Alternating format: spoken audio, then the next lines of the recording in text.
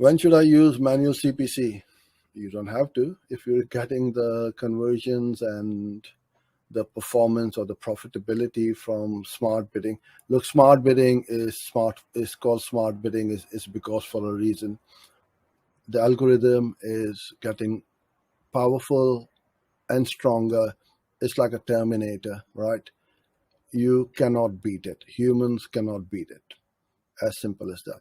Good analogy is, let's say you're driving from your office to home.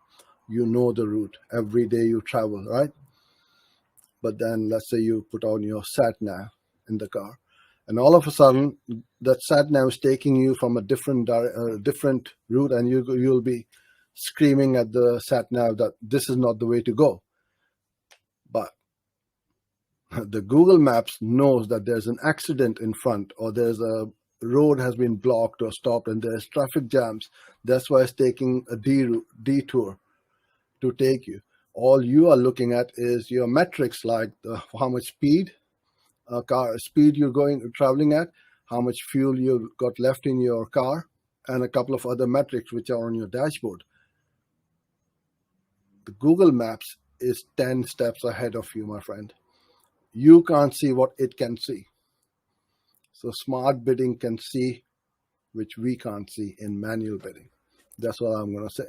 Hope that makes sense. And you got to leverage the power of the algorithm now.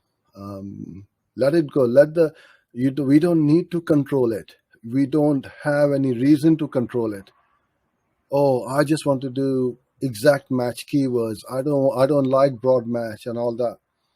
Well, then go exact match, pay the most expensive click, and have the least amount of traffic on your website.